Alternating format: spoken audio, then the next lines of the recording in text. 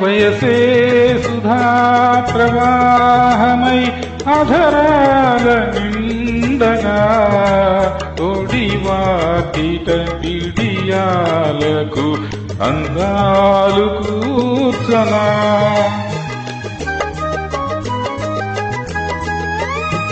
సొగసే కళా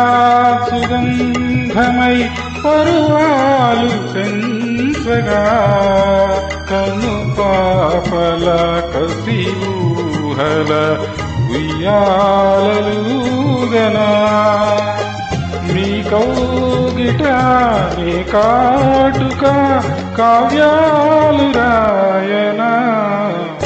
చలి సఖీ మనోహరి మందార మౌనహాసిని శృతి లయ సుఖాలలో శృంగ